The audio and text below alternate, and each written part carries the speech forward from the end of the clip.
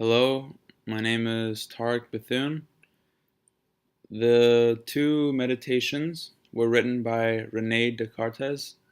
He talks about his feelings towards himself and what he thinks he is and what his role in the world might be.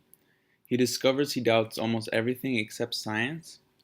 He talks about why he doubts things and then explains his strategies he takes to confront his doubts.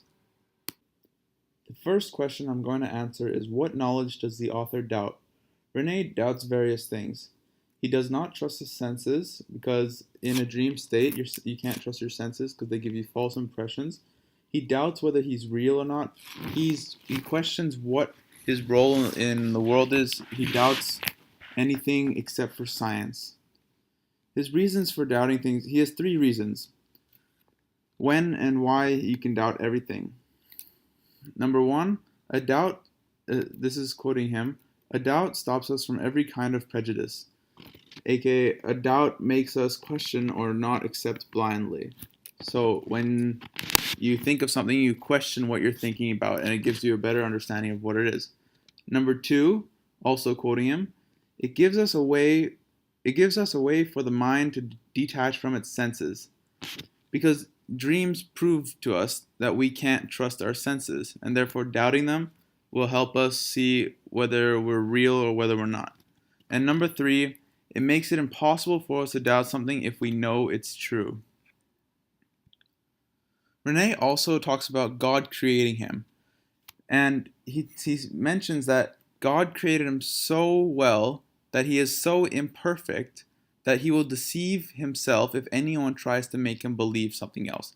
So if he doubts something, but then someone else can try to make him understand it, he is so imperfectly built that his mind will make him deceive what that person's saying no matter what, and he will believe what he wants to believe just because God made him like that. Rene also talks about people turning a blind eye. This is when they know something's true, but they don't want to look at it. Here's an example. When someone is in prison and they're sleeping, they're dreaming about running through fields and being free, and it makes them feel happy. However, when they start to wake up and remember that they are inside the prison, they want to fall back asleep. This is just like humans on Earth who know that global warming is an issue. However, they turn a blind eye and just start thinking about other things. Now to answer my second question, why does Rene doubt what he doubts? Well, he already knows that dreams can prove your senses wrong. They mislead you. This is because when you're in a dream, sometimes you feel that you're really there and you don't know that you're actually dreaming. This is because your senses make you feel that way. Therefore, even when you're awake, you could doubt whether you're actually dreaming or not. He also knows that memories can mislead us. He has a candle going, and he notices how as the wax melts, it turns into a liquid. And when he looks at the wax before it melts, he notices that it does have senses. However, when it melts, its senses change, and that's why he doubts, even though he even doubts the wax, because of how its senses has misled it to become something else. To answer the third question, how does Rene propose to resolve his doubts?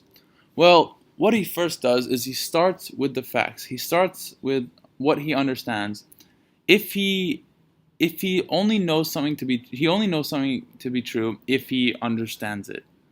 Therefore, he starts with his smallest doubts, and then he tries to understand them. Goes through different examples and then tries to understand his smaller doubts. He moves the rest aside.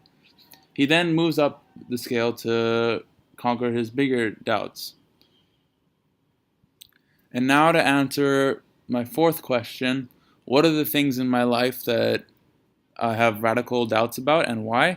Well, for one, I doubt religion.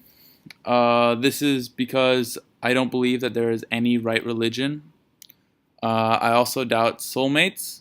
because I don't believe that there's really one person in the world that is perfect for another person. I believe there are several people, and therefore people who meet other people and are alike will then uh, be together.